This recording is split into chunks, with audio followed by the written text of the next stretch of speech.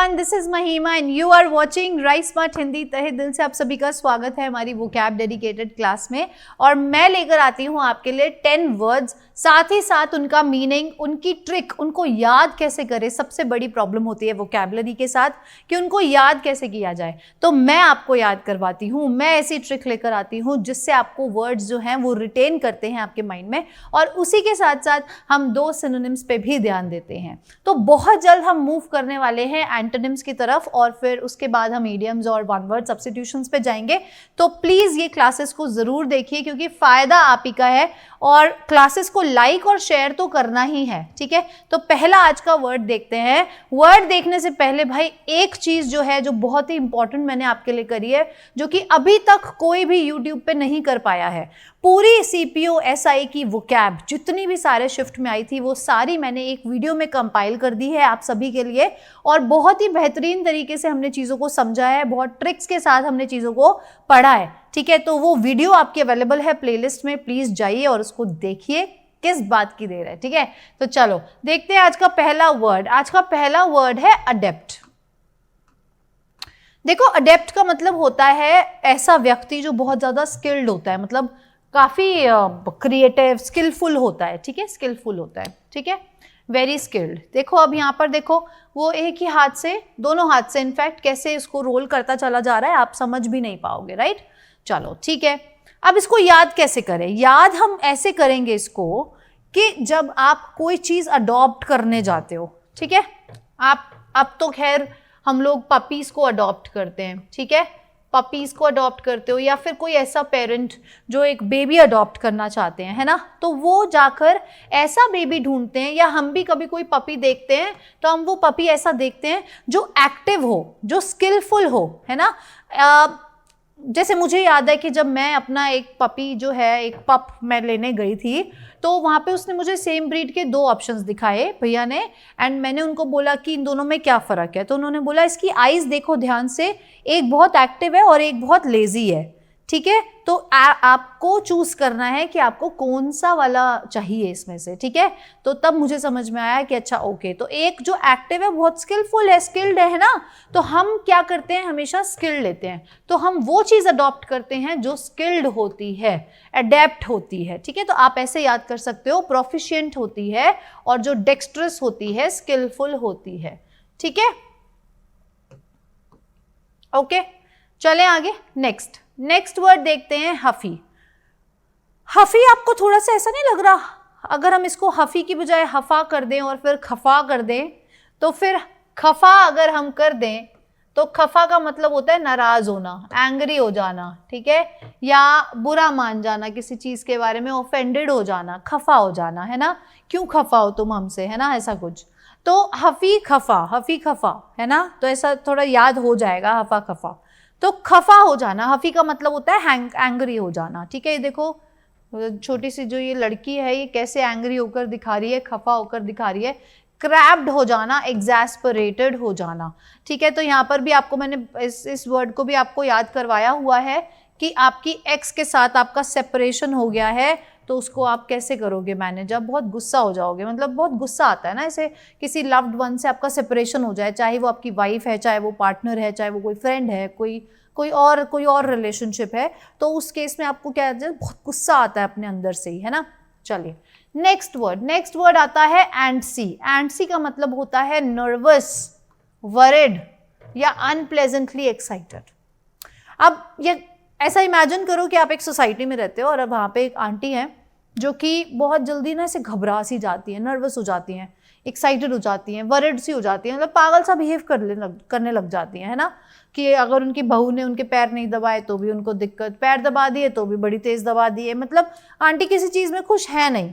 तो अगर अब सेम बिहेवियर आपके घर में कोई करे ना, तो वो आंटी क्या बन जाती है, हंसी का पात्र बन जाती हैं आपके घरों में, है ना। वो लेडी जो है, या वो, अभी तो खैर हम आंटी से ही रिलेट कर पा रहे हैं, खैर वैसे भी कोई इंसान अगर ऐसा होता है तो फिर हम उसको हंसी का पात्र बना लेते हैं, और फिर जब हमारे घर में कुछ ऐसा होता है तो हम इमीडिएटली छूटते ही उसको उससे कंपेयर कर देते हैं। फॉर एग्जाम्पल, जैसे अब आंटी के बारे में बात कर रहे हैं, अब घर में आपकी कोई हरकत करे, हैं पागलों जैसा बिहेव, तो आप उसको इमीडिएटली क्या बोलते हो अपनी बहन को कि यार क्या आंटी सा बिहेव कर रही है, आंटी सा, क्या आंटी सी लग रही है तू, है आंटी सी कर रही है ना, तो उसको हम एकदम से रिलेट कर देते हैं। तो आंटी एंसी का मतलब होता है नर्वस वरिड, ठीक है। सिनोनिम्स की बात करें तो एंशियस एंड इम्पेशेंट, ये दोनों ही इसके सिमिलर मीनिंग वाले वर्ड्स हैं, यानी समानार्थी शब्द हैं, यानी सिनोनिम्स हैं, ठीक है। चलिए नेक्स्ट वर्ड आता है हमारा क्विज का पहला वर्ड आज का, वो है इमेंसिपेट।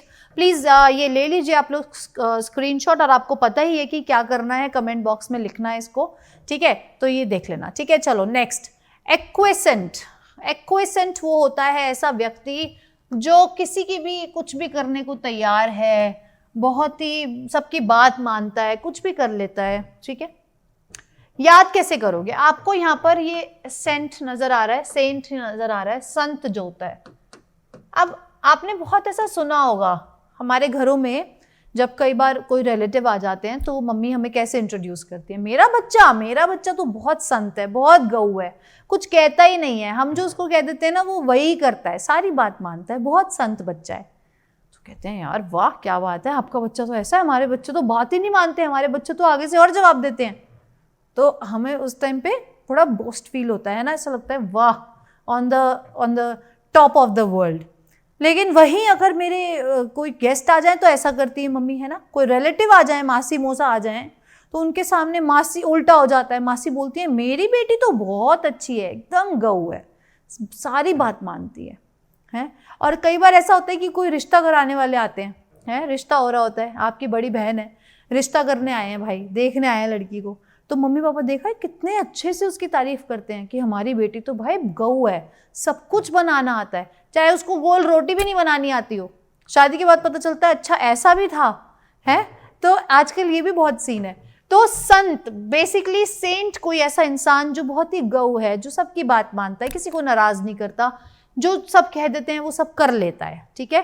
तो एक्वेसेंट वो होता है नॉन रेजिस्टेंट, जो मना नहीं करता, सबमिसिव होता है, मान लेता है चुपचाप, है ना, ठीक है। चलिए नेक्स्ट वर्ड है पल्ट्रीट्यूड, पल्ट्रीट्यूड या पल्क्रीट्यूड, ठीक है।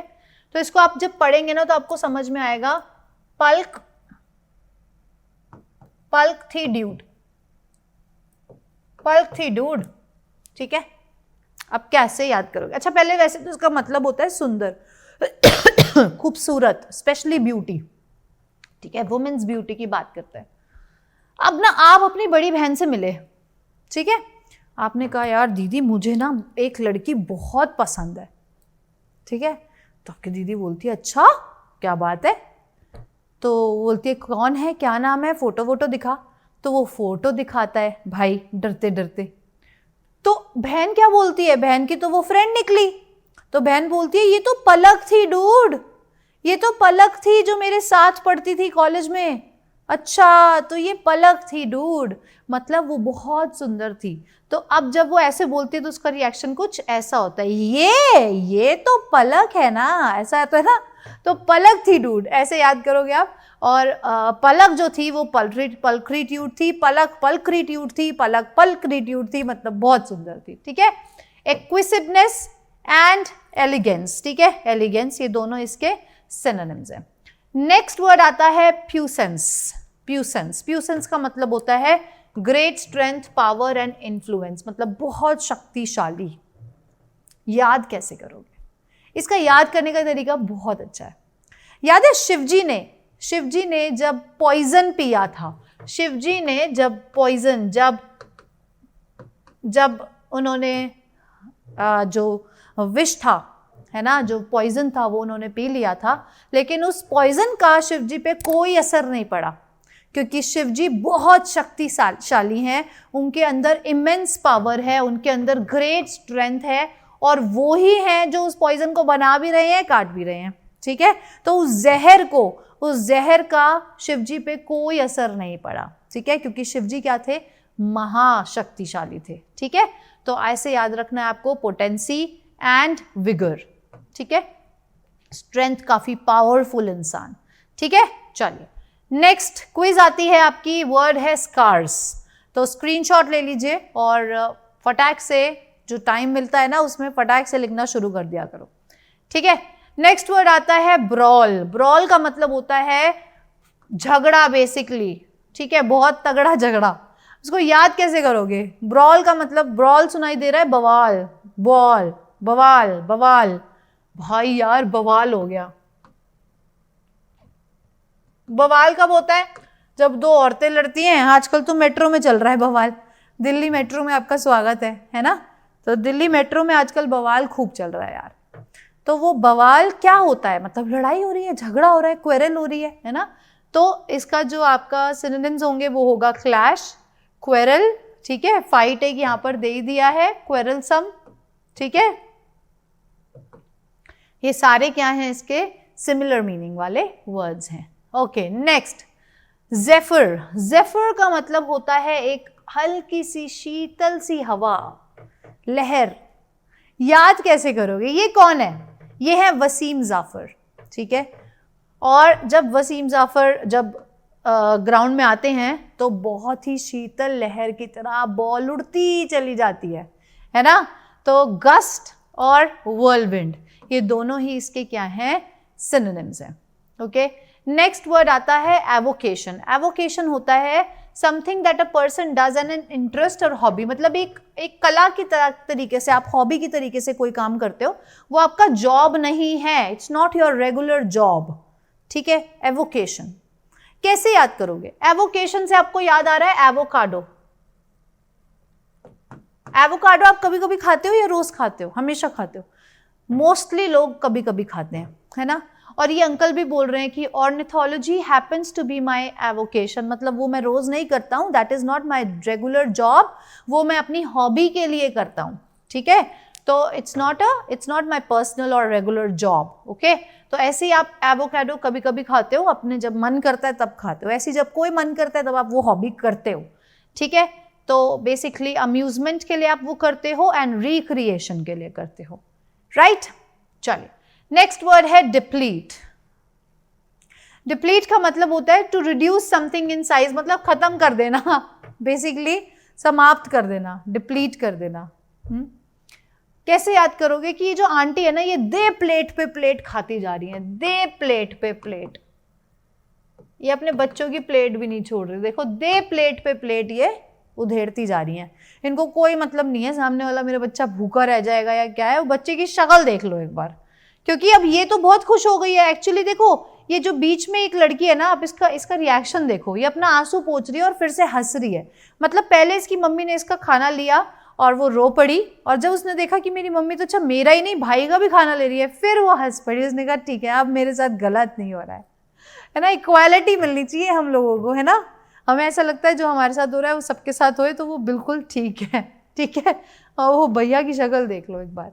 तो दे प्लेट पे दे प्लेट आंटी उधेड़ रही है और आंटी को कोई मतलब नहीं है, खत्म करती चली जा रही है चीज़ों को, बैंकरप्ट कर रही हैं सबको, ठीक है। लेसन कर रही हैं, उसका खाना जो है वो कम कर रही हैं, उसका खाना रिड्यूस कर रही हैं, ठीक है जी।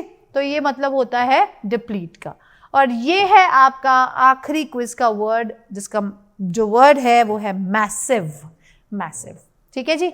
तो आज के लिए करते हैं हम इतना ही, ठीक है। और ये वर्ड्स को आप ध्यान रखना कि मैं ये चाहती हूँ कि आप ये सारे वर्ड्स कमेंट बॉक्स में लिखें, जो जो आपको याद हुआ एटलीस्ट वो तो लिखो। और कमेंट बॉक्स में लिखना है मत लिखना या नहीं लिखना वो आपकी मर्जी है, लेकिन आप अपने पास एक नोटबुक में ज़रूर लिखो, क्योंकि ये जो ट्रिक्स है ना ये बाद में याद नहीं आएंगी। जब तक आप इनको दोबारा रिवाइज नहीं करोगे ये कभी भी आपके दिमाग में रिटेन नहीं करेगी, ठीक है। ऐसे ही सेशन को इतना ही प्यार देते रहो, इतना ही सपोर्ट करते रहो, और देखना बहुत दूर नहीं है मंजिल तुम्हारी अब, ठीक है। तो आज के लिए बस इतना ही करते हैं, कल मिलेंगे, तब तक के लिए good night, take care, bye bye.